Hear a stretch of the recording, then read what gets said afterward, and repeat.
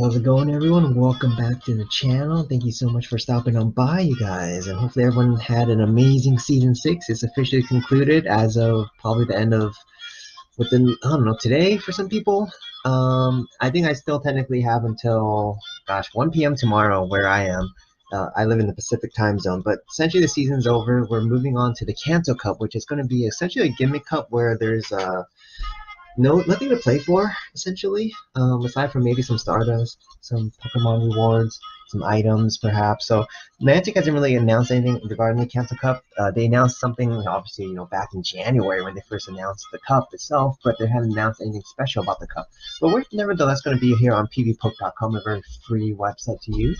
And we'll be discussing ways that you guys can keep on piling up the wins in Kanto Cup, because some of the rewards could be pretty nice, especially if you can max out your sets and pick up some nice Stardust along the way and get ready and geared up for Season 7, which I'm guessing will be happening pretty close to the end of Kanto Cup. So, number one, you guys, we're going to be discussing Lickitung XL, you guys. Lickitung XL, a lot of people had access to getting all those Lickitungs yesterday during the Kanto tour, and some people will probably be powering up their Lickitungs, so be on the watch out for that. Lickitung, of course, being number one here, also has a lot of play in the Great League as well, so definitely we will be seeing some of them out there.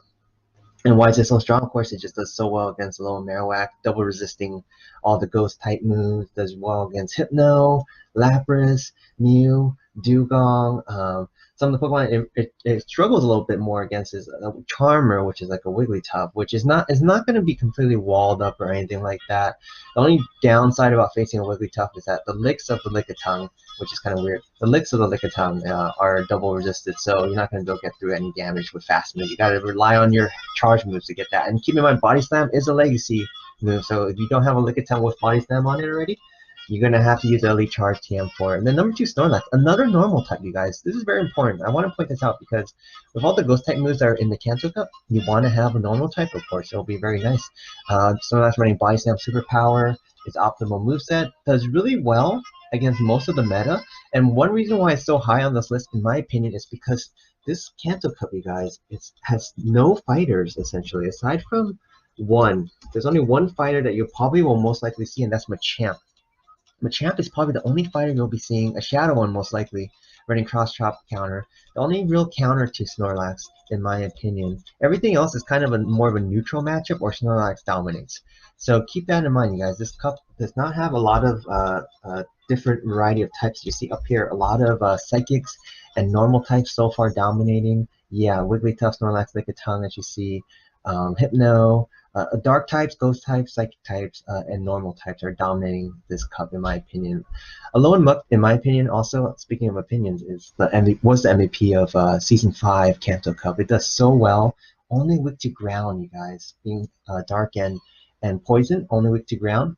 Can destroy Hypnos, can destroy Marowaks.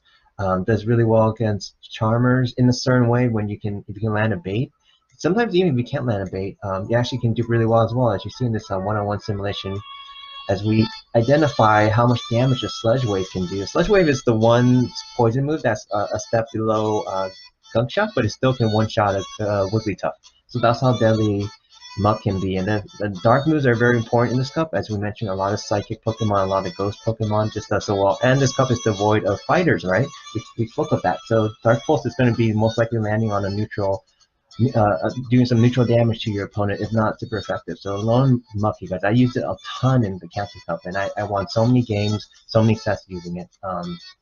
Going on down, I do also want to discuss some Pokemon I would try to avoid, and Alolan Sandslash is always one of those weird ones. I do understand that there could be a good chance that we will be seeing a lot of high fast move damage, but Alolan Sandslash, for the most part, is very difficult to play because of its double weakness to fire and fighting. Of course, fighting, we just discussed, is not very common in this cup, but there is a superpower from Snorlax. You don't want to take a superpower from Snorlax, because not only is it double super effective, but the fact that you get knocked out by Snorlax is kind of embarrassing. And then the fire moves, Lone Marowak has it, Charizard has it, Ninetales has it. Then while we're on Ninetales, you guys, I kind of want to mention Alolan Ninetales and Kanto Ninetales are both allowed. And both of them are rocking their very new moves. Weather Ball Ice for the lone one, and Fire Weather Ball, excuse me, for the Kanto Ninetales. Both of them are up here. Both of them does a ton of damage, of course. Both of them running Psyshock as their second move. Alone Ninetales is more of a curious case because you can probably run Charm with it as well.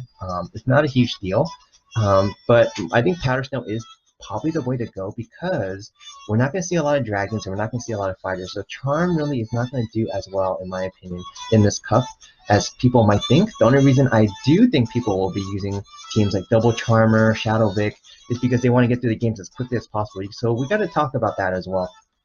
People trying to get through games as soon as they can just to collect the rewards, you're going to be expecting that a little bit, you guys. You got to be expecting that. And how do you counter Charmers and Shadow Vic? Well, I think Alone Marowak is probably the way to go. It beats Wigglytuff, and it beats Clefable, and of course it beats Victory Bell. Just run Fire Spin, you guys. Sometimes I get cute and fancy and try to use a Hex. I don't think that will be as important in this cup. I think the Fire Spin damage will be pretty good for situations where you might run into a Beedrill, perhaps, or it also, of course, if you run into a Charmer, you want to be able to hit it with some fast move damage. Lone Sand Slash, you're going to shred it apart, you guys. And you're going to do really well against Hypnos, you're going to do really well against Mew, in a way, because you have a Shadow Bone and whatnot. So keep all that in mind, you guys. Golem is another Pokemon that has climbed up the ratings. Last season, they were rated much lower. Lone Graveler is actually a little bit of a better option. I think a Lone Graveler actually moved up to 11 now. It was like 20-something last season. And it does so well because it gets to those Rock Blasts so fast. And Stone Edge only requires one more Volt Switch. And Stone Edge can do 100 damage, Rock Blast does 50. So I've said in previous videos before, if you can get to a Stone Edge, throw the Stone Edge instead because you could do a lot more damage, twice as much damage for one extra fast move. So the difference between Rock Blast and Stone Edge is huge, you guys. Of course, does really well against Lone Marowak. Gotta watch out for the Bone Clothes, but you can take it, no problem. The Wigglytuff lead is a pretty interesting one, where if you can land a Stone Edge, you can essentially win the matchup easily. So keep that in mind. And then I think another Pokemon that I think will be interesting to use, I don't know if I personally will use it, is Shadow Magneton. Super, super squishy. Probably one of the glassiest Pokemon you will ever see. But look at his wins. Hypno, Wigglytuff, Lapras, Dugong, Clefable. Just does so well against so many different Pokemon. Resist Ice, resist Charm, resist Psychic.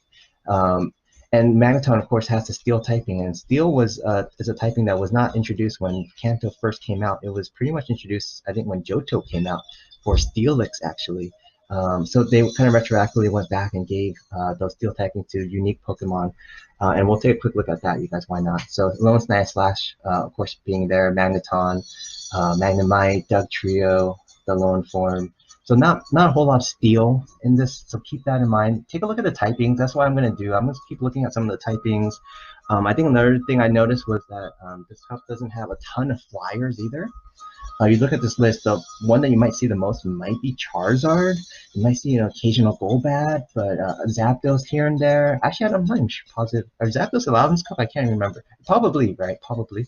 I don't think there was any ban on legendaries, unlike other cups. Maybe the occasional Pidgeot. Pidgeot did get some awareness towards the end of Kanto Cup last season when a lot of people were using Lone Marowak and people were trying to find ways to counter it. Pidgeot definitely, of course, walls up Lone Marowak completely, assuming the Marowak's not running Fire Blast or anything.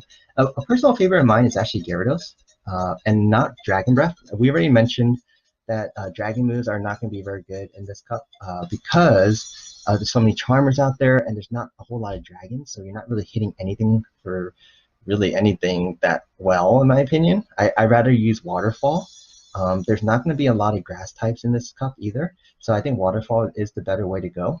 And Waterfall can, of course, destroy a Lone Marowak. I'm actually, if I were to use Gyarados, I will be using Shadow form. Waterfall, Aqua Tail, Crunch just does so well. Just absolutely eats up the Marowaks, you guys. So let's go back to the list and just look at a couple more Pokemon, you guys. Venusaur, great counter to all those Charmers you'll be seeing, and also counters to Shadow Vic. Huge, huge, huge. And also, before we go any further, I want to go ahead and discuss a team builder I made. Wigglytuff, Lone Marowak, Snorlax, Hypno. I made a quick team builder to discuss these 4 Pokemon because I think in the first couple of days we will be seeing a lot of these everywhere. So I wanted to see if any Pokemon can actually beat it. As you see right here, if I scroll down, it actually has a pretty good grade. Very strong meta. And you see all the X's mean that these 4 Pokemon can beat the Pokemon going down on the left-hand side. And then go down to the potential threats, you guys. No Pokemon can actually beat all 4, which shows you how strong this meta can be. One thing I do want to notice is, I want to point out is that Alolan Muck is the Pokemon I mentioned earlier. It does so well against so much of the meta. The only Pokemon it really loses to is Snorlax, and I think even in that situation, it's a very close matchup. Both Pokemon are hitting each other with essentially neutral damage, right? So, and Lapras is another Pokemon you might want to consider because it does so well against the meta as well. It's losing to Marowak here, which is interesting considering Lapras does have Surf. So got to keep that in mind. Energy might be coming to play there, and baiting might come into play. So Lapras is another way to go. And yeah, so I just want to go ahead and talk about a few more. I want to point out Chansey, the Pokemon I think will be very strong. We talked about no fighters. I think there's not a whole lot of electric type Pokemon either. So I think if you want to go with electric, you should go with Lone Graveler over any other electric type Pokemon. Clefable, you might be wondering why it's so low compared to Wigglytuff. It's because it doesn't have the normal typing. The normal typing is a world of difference being able to counter a Alolan Marowak. And it can't really take a Shadow Ball, right? It can't take the Shadow Bone or anything, so it's taking massive neutral damage from Marowak. So keep that in mind, you guys. So, yep, that's pretty much it for the Kanto Cup. I appreciate you guys stopping on by, and if you enjoyed this content, please consider dropping a like, comment, subscribe for Pogo Science. And hopefully you guys have an amazing Kanto Cup and the rest of Season 6. And I'll see you guys all in Season 7. Take care, everyone.